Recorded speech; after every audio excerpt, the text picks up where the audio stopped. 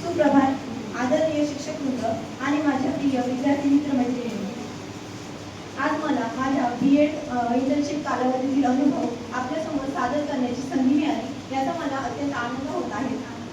शिक्षक बनण्याच्या प्रवासामध्ये इंटर्नशिप हा अत्यंत महत्त्वाचा घटक आहे. अशाच B.Ed प्रथम वर्ष अभ्यासक्रमातील कोर्स नंबर 205 या कोर्समध्ये सावित्रीबाई फुले पुणे विद्यापीठ अंतर्गत अभ्यासक्रमामध्ये इंटर्नशिप हा भाग समाविष्ट करण्यात आला आहे. या इंटर्नशिपचा अनुभव मी आज तुमच्यासमोर सादर करत आहे. या इंटर्नशिपसाठी सर्वप्रथम आम्हाला वर्गामध्ये उद्बोधन करण्यात आले. त्यामध्ये आमच्या प्राध्यापक वृंदांनी इंटर्नशिप कशा प्रकारे केली जाते, तसेच इंटर्नशिपचे महत्त्व सर्व समजावून सांगितले. तसेच संपूर्ण वर्गातील विद्यार्थ्यांना प्रत्येकाला शिकवण्याची संधी मिळावी यासाठी गट तयार करण्यात आले. आमच्या इंटर्नशिपच्या गटाच्या मार्गदर्शिका श्रीमती वसईकर मॅडम या होत्या. तसेच आमच्या गटामध्ये संपूर्ण 12 विद्यार्थी समाविष्ट होते. आमची इंटर्नशिप ही मातोश्री गीताबाई देवराम पाटील माध्यमिक विद्यालय मैलोणी येथे झाली. या इंटर्नशिपसाठी गटामध्ये एकूण 12 विद्यार्थी होते. त्यामध्ये श्री पळसकर संदीप सर, तसेच Shri Pandav Naresh Khyatri sir, Pawar sir, Shri Pawar Nitin Ramdas sir, Shrimati Phool Sayali madam, तसेच Raut sir, Shewale madam, Shinde sir, Gangurde sir, Kawale madam म्हणजे तुम्ही, तसेच श्रीमती नाटे मॅडम आणि श्रीमती ठोरमिसे मॅडम असा संपूर्ण 12 विद्यार्थ्यांचा समावेश या इंटर्नशिपच्या गटामध्ये होता.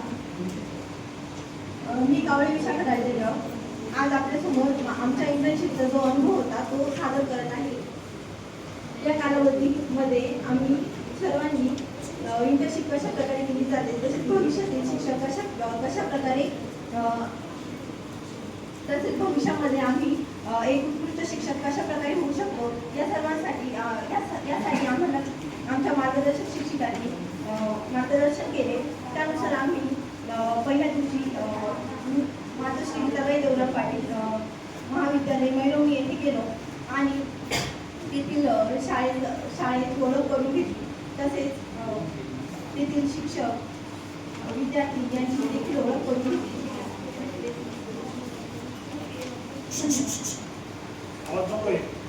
नाटे, माझा रोल नंबर आहे 61 आणि मी आज सुव्यवस्थित सकाळ परिपाठ म्हणजे आम्ही मैलोणी शाळेमध्ये जो परिपाठ घेतला त्याच्याबद्दल थोडीफार माहिती देणार आहे. आता मी शाळेतील सुव्यवस्थित सकाळचा परिपाठाविषयी सविस्तर माहिती सांगणार आहे. शाळेतील प्रत्येक दिवसाची सुरुवात अत्यंत शिस्तबद्ध, प्रेरणादायी आणि सकारात्मक वातावरणात होत असते. सकाळचा परिपाठ हा विद्यार्थ्यांच्या सर्वांगीण विकासासाठी अत्यंत महत्त्वाचा भाग असल्याने मला जाणवले. या परिपाठामध्ये विविध शैक्षणिक, नैतिक आणि सामाजिक मूल्यांचा समावेश करण्यात आला. आम्ही पहिले विद्यार्थ्यांकडून सर्व परिसर हा स्वच्छ करून घेतला. नंतर वर्गखोल्या, प्रांगण आणि परिसर स्वच्छ ठेवण्याची जबाबदारी विद्यार्थी स्वतः घेत होते.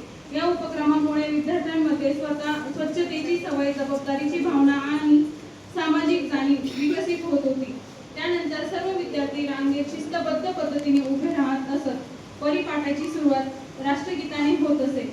राष्ट्रगीतामुळे विद्यार्थ्यांमध्ये देशप्रेम, राष्ट्रीय एकात्मता आणि राष्ट्राविषयी आदराची भावना निर्माण होत होती.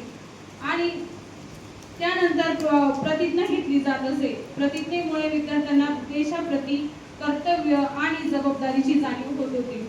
यानंतर प्रार्थना घेतली जात होती. प्रार्थनेमुळे विद्यार्थ्यांना मानसिक शांतता, सकारात्मक ऊर्जा आणि एकाग्रता मिळत होती. दिवसाची सुरुवात शांत आणि प्रसन्न वातावरणात होत असल्यामुळे विद्यार्थ्यांचा अभ्यासाकडे पाहण्याचा दृष्टिकोन अधिक सकारात्मक होत होता. परिपाठामध्ये दररोज दिनविषय सांगितला जात होता. यामध्ये इतिहासातील महत्त्वाच्या घटना, महान व्यक्तींची जयंती किंवा पुण्यतिथी, तसेच विविध राष्ट्रीय आणि आंतरराष्ट्रीय दिवसांची माहिती विद्यार्थ्यांना दिली जात होती. यामुळे विद्यार्थ्यांच्या सामान्य ज्ञानामध्ये भर पडत होती. तसेच विद्यार्थ्यांकडून जागतिक, राष्ट्रीय आणि स्थानिक बातम्या सांगितल्या जात असत. या उपक्रमामुळे विद्यार्थ्यांना वर्तमान घडामोडींची माहिती मिळत होती आणि त्यांना आत्मविश्वास वाढत होता. परिपाठाच्या शेवटी पसायदान म्हटले जात असे. पसायदानामुळे विद्यार्थ्यांमध्ये संस्कार, अध्यात्म आणि सकारात्मक विचार विकसित होत होते. त्यानंतर विद्यार्थी शांततेत आणि शिस्तीत आपापल्या वर्गात जात असत.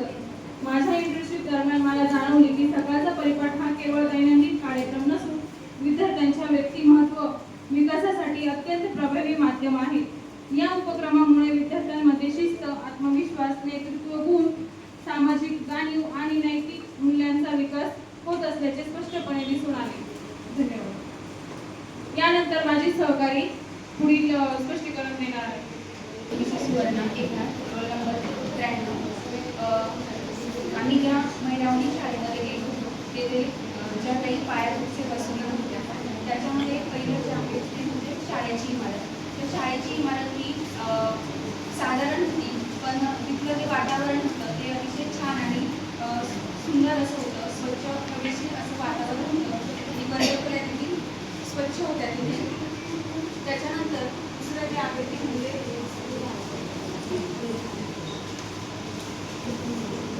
ग्रंथालय. तर ग्रंथालय देखील हे खूप प्रशस्त किंवा मोठं असं नव्हतं, सर्वसाधारण होतं, पण त्यामध्ये अनेक वेगवेगळ्या प्रकारची ग्रंथालय होती, पुस्तकं होती. त्याच्यानंतर विद्यार्थ्यांना उपयोगात येणारी जी काही जनरल नॉलेजची अशी काही तिथे पुस्तकं उपलब्ध होती. त्याच्यानंतर पुढे जर बघितलं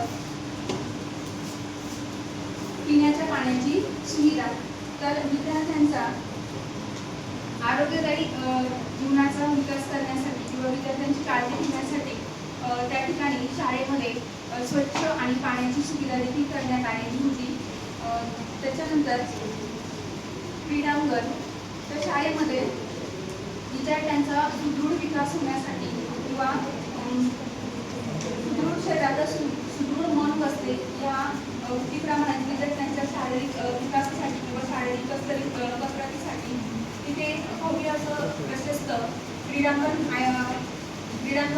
होतं आणि त्या क्रीडांगण देखील स्वच्छ आणि सुंदर असं होतं, ज्यामध्ये विद्यार्थ्यांचे वेगवेगळ्या प्रकारचे खेळ त्या ठिकाणी घेतले जात होते.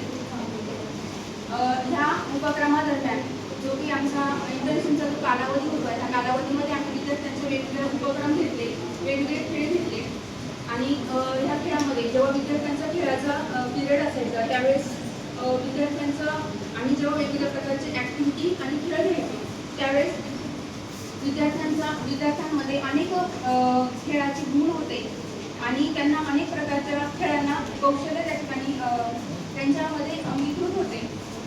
आणि ज्या काही आम्ही स्पर्धा घेतल्या तर विद्यार्थ्यांच्या या स्पर्धेच्या माध्यमातून त्यांचा शारीरिक विकास त्या ठिकाणी होताना आपल्याला बघायला दिसून येतो. धन्यवाद.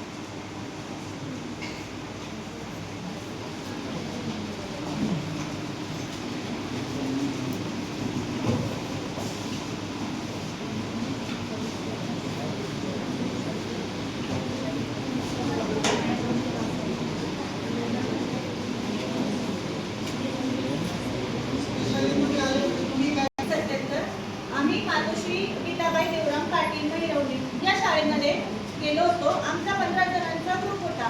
त्यामध्ये आम्ही गणित व विज्ञान आमचे आणि असे अनेक विषय आमच्या सर्वांचे होते. इतिहास, भूगोल असे प्रत्येक विषय एकेकाने घेतलेले होते.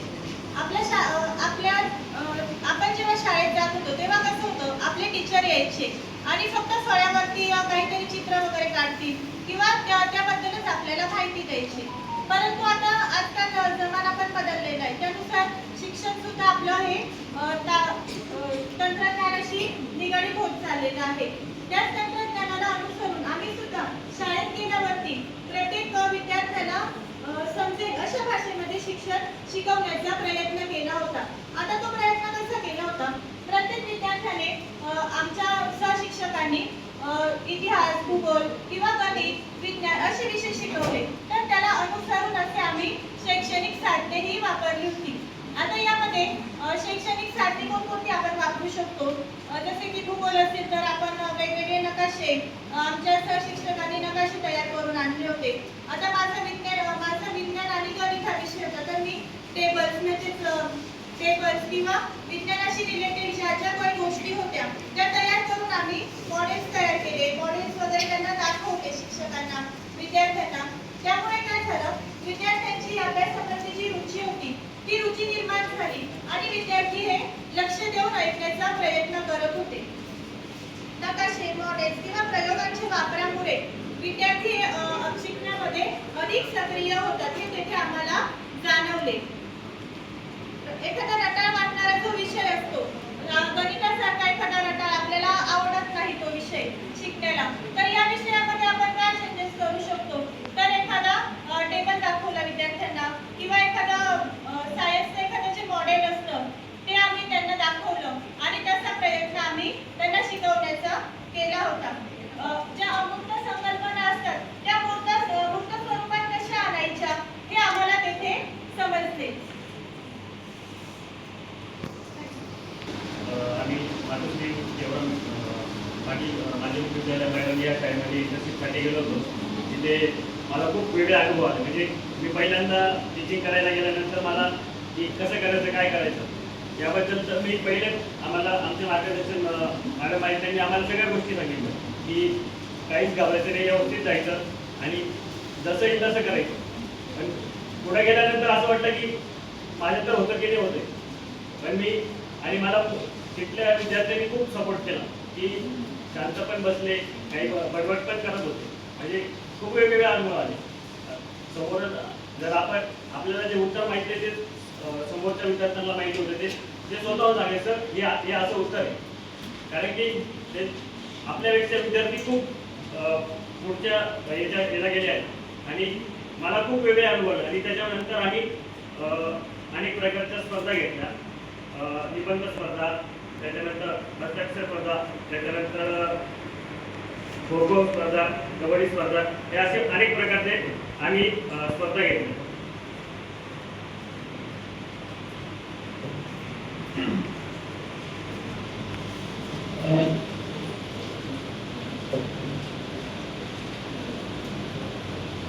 माझे नाव विकास पडुकर राऊत, रोल नंबर 79. आम्ही मातोश्री गीताबाई देवराम पाटील मैरवणी या शाळेमध्ये इंटर्नशिपसाठी गेलो होतो. तिथे आम्ही सहशालेय कार्यक्रम काही राबवले. स्वच्छता मोहीम त्यामध्ये राबवले. आम्ही विद्यार्थ्यांकडून स्वच्छता ग्राउंड क्रीडांगण स्वच्छ करून घेतले. त्यामध्ये मला अनुभव असा आला की काही विद्यार्थी काय करतात, स्वच्छतेच्या नावाखाली फक्त स्वच्छता दाखवण्यासाठी तिथं उभे असतात, गाण उचलत नाही करत. तिथेच आम्ही शिवजयंतीचा कार्यक्रम पण साजरे केले. त्यामध्ये इंटर्नशिपच्या पिरियडमध्ये शिवजयंतीमध्ये आम्ही तिथल्या प्राध्यापकांनी आम्हाला खूप सहकार्य केले. फोटो म्हणा किंवा हार म्हणा ते त्यांनी सर्व सांगितलं. तसेच आम्ही तिथे विज्ञान दिन म्हणून विज्ञान दिन साजरा केला. विज्ञान दिनामध्ये विद्यार्थ्यांनी वेगवेगळ्या प्रकारचे पोस्टर्स बनवून आणलेले होते. महिला दिन पण आम्ही तिथे साजरा केला. महिला दिनामध्ये महिला दिनाविषयी भाषण खूप सारे मार्गदर्शन लावले.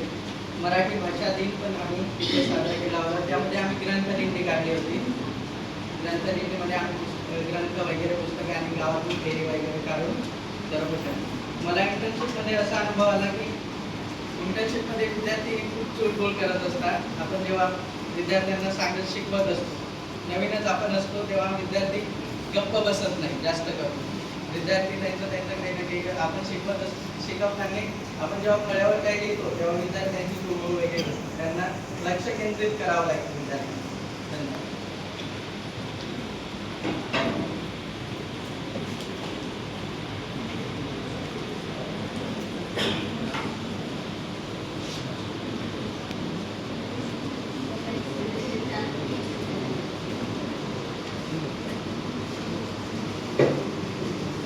माझं नाव नितीन रामदास पवार, रोल नंबर 75. आम्ही मैरावणी या शाळेत वेगवेगळे उपक्रम साजरे केले, जसे की मराठी भाषा दिन,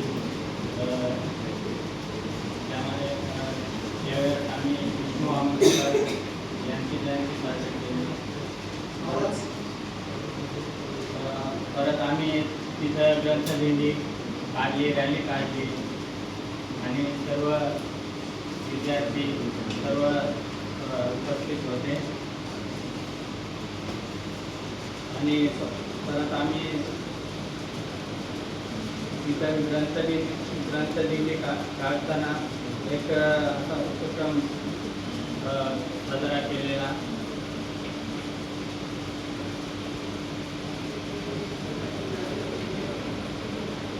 वेगवेगळे वेशभूषा मेधावनी या शाळेतील काही विद्यार्थिनींनी काही पोशाख केलेला.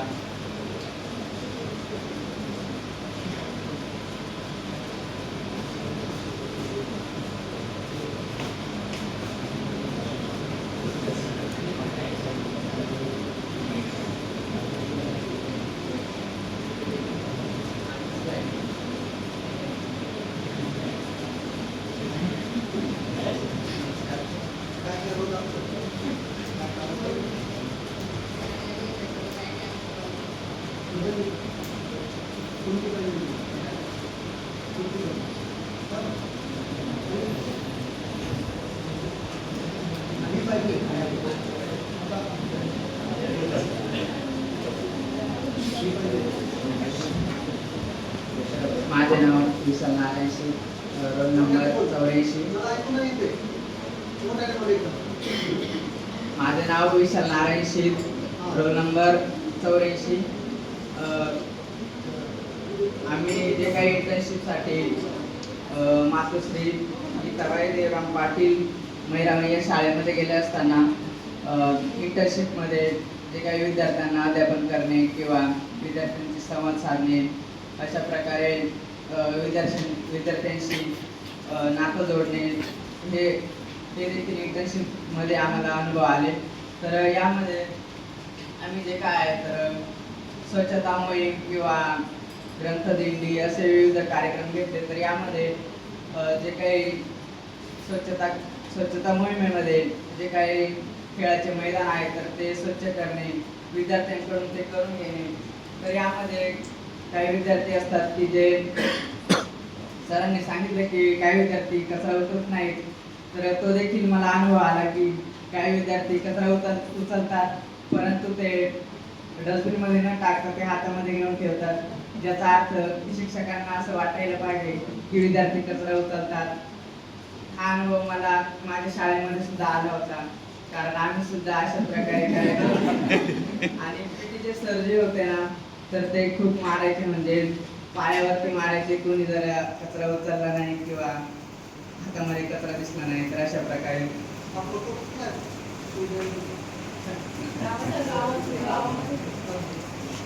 तर आम्ही जो काही शिवजयंतीचा कार्यक्रम घेतला तर त्या शाळेच्या परिसरामध्ये जे काय आहे छत्रपती शिवाजी महाराज यांची जे काही प्रतिमा मूर्ती होती तर त्या मूर्तीचं आम्ही ते काही पूजन करून आणि त्या ठिकाणी शिवजयंतीचा कार्यक्रम साजरा केला होता.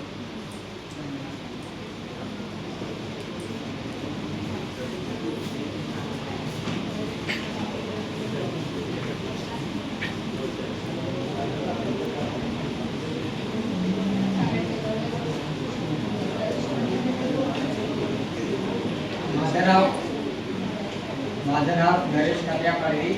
मी माझ्या इंटर्नशिप दरम्यान जे काय वेगवेगळे कार्यक्रम